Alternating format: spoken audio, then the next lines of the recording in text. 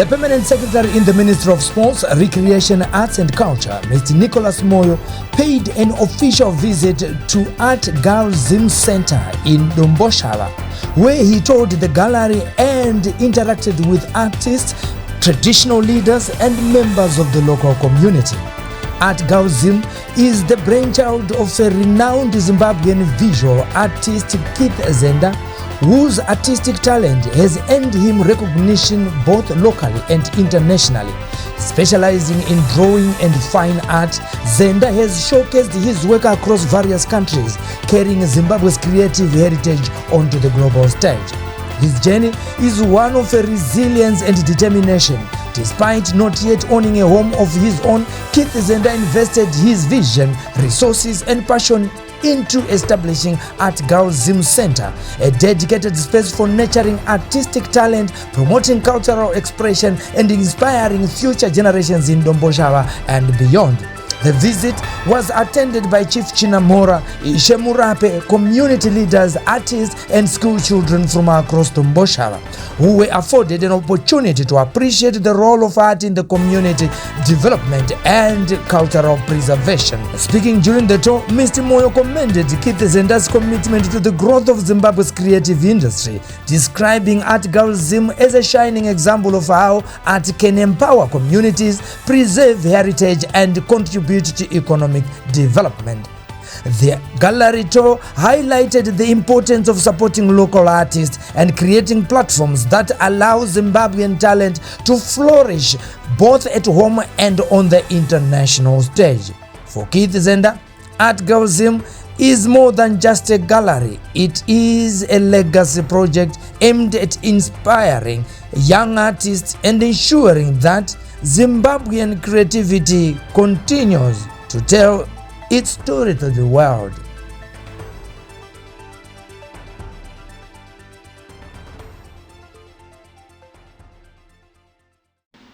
Ndichitanga kuita art, I approached the National Gallery ndikasangana Mr. Chifukwa. I showed him my paintings, vakandisa kuoffice kwavo, vakatanga kundiencourage kuti usarega kuita art.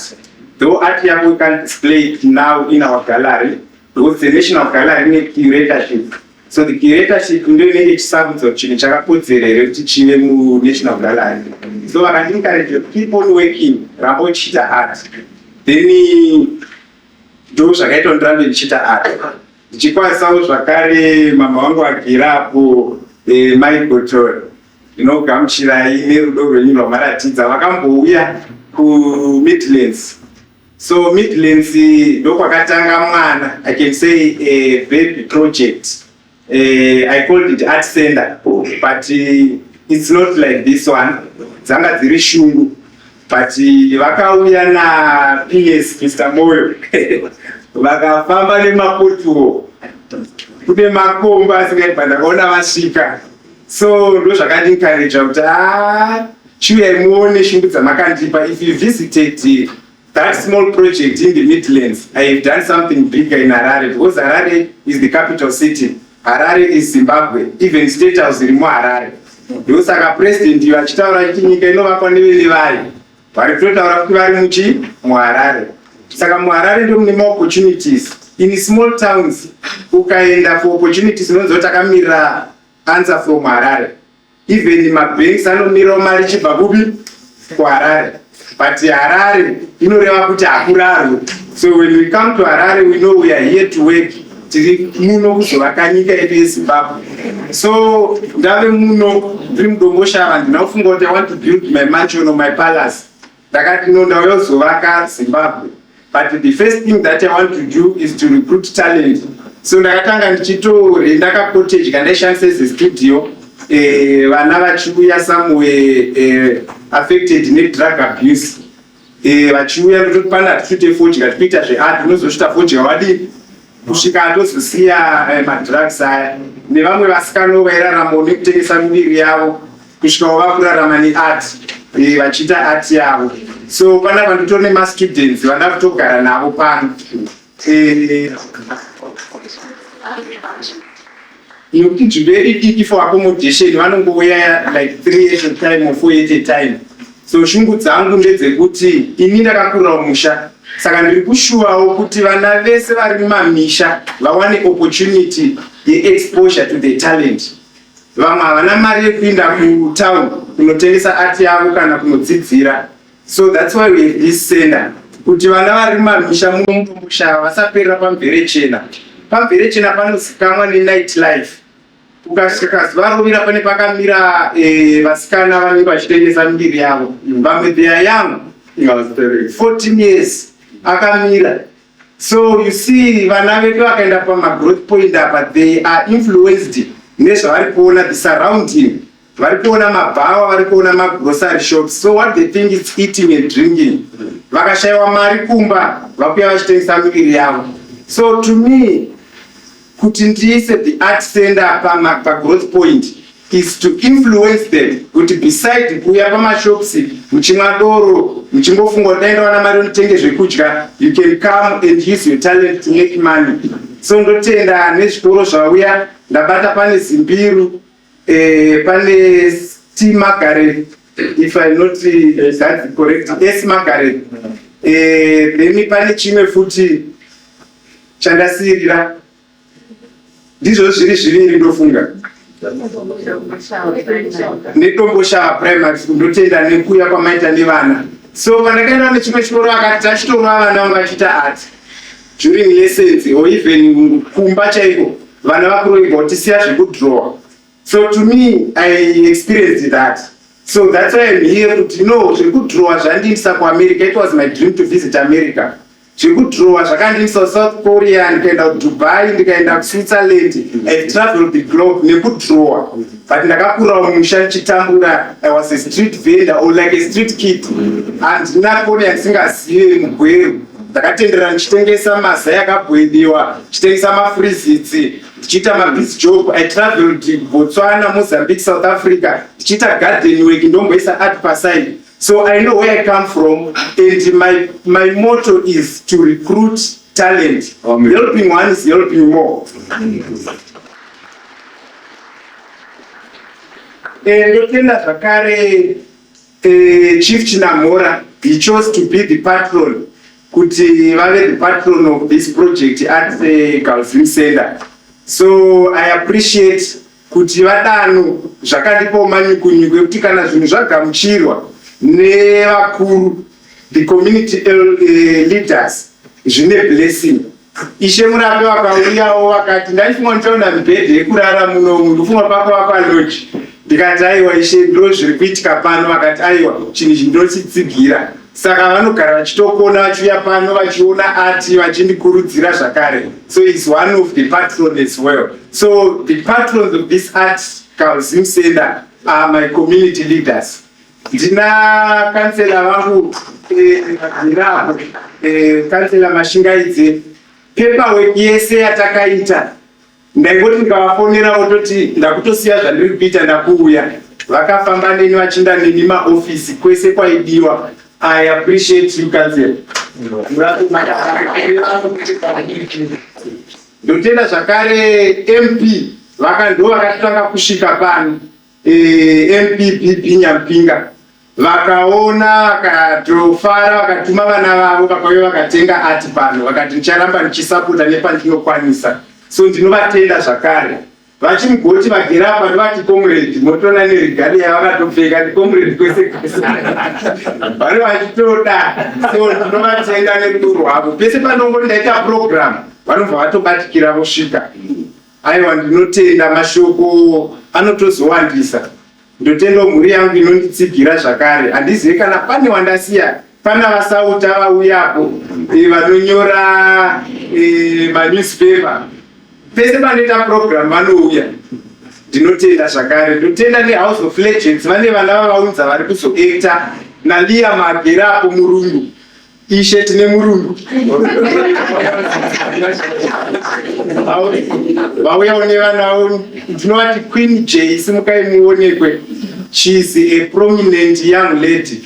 Ari kuita zvidavado to recruit vana vane zvipo, especially the girl child. Then tinovasikana tu vakaugweru simukai muonekwe naPS vedu. PS vaifara kusvika ugweru isingaiti, vana vasikana tu vabva ugweru. vakakwira bhazi toda kunotambira permanent secretary vedu because tinovaziva vachiya ugweru saka vachakutambirai. Handizve kana pano vandasiya. Thank you so much. Following his remarks, renowned artist and ArtGalZim founder Keith Zenda led the permanent secretary in the Ministry of Sports, Recreation, Arts and Culture, Mr. Nicholas Moyo, on a guided tour of the gallery. The tour provided an opportunity for the permanent secretary and other distinguished guests to appreciate the diverse collection of artworks on display, showcasing Zimbabwe's rich cultural heritage and artistic talent. As he moved through the exhibition spaces, Keith Zenda shared the inspiration behind some of the pieces and outlined his vision for ArtGalZim Center as a platform for nurturing emerging artists, promoting cultural tourism, and preserving Zimbabwean identity through art. The visit highlighted the growing recognition of the creative sector as an important contributor to community development, cultural preservation, and economic. Because patakamutumira ku India some few weeks ago, but you know, ndokumbira uyu kuzoona ndokatacheka netimu yangu, timu yakadaiwo kuite kuti plese the project is worth visiting. And that kuti nhasi I've seen it myself. I will ensure you get traffic here.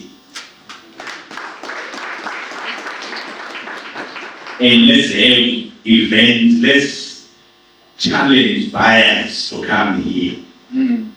It will not even cost much during Simam. Just talk about it, bring few people. You know, I'm not going to fresh air, but you are this far. The good thing it's about its location. It is very important. So let's try and think and see. Can we talk about the Simam today conference in Utanga, we are Africa and Zimbabwe, you don't have them museum, them arts, Bakawan,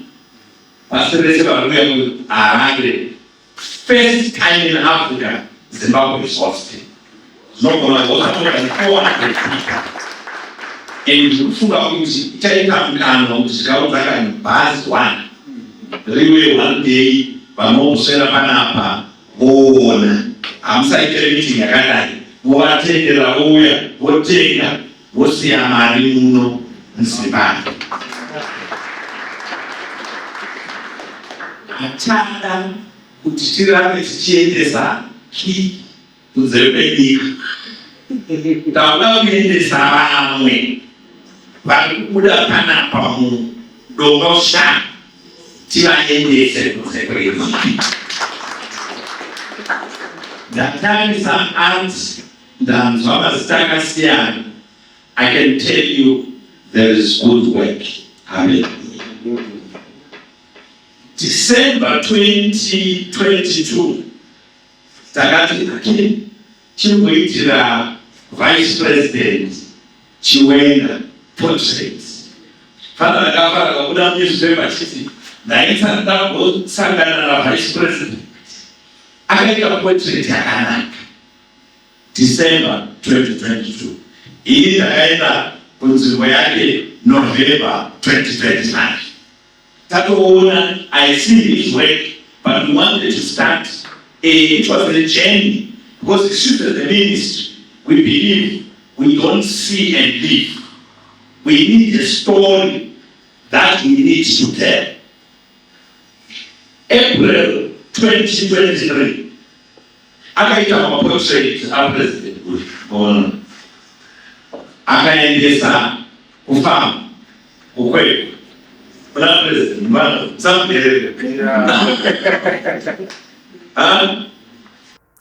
permanent secretary in the Ministry of Sports, Recreation, Arts and Culture, Mr. Nicholas Moyo, challenged the stakeholders to drive traffic and support for the ArtGalZim Center in Domboshava, describing it as a valuable investment in Zimbabwe's creative economy. Addressing guests at the official opening, Mr. Moyo commended founder Keith Zenda for his unwavering commitment to the arts, noting that the ministry has continued to work closely with the acclaimed artist by assigning him projects that help showcase Zimbabwe and attract interest from visitors coming into the country.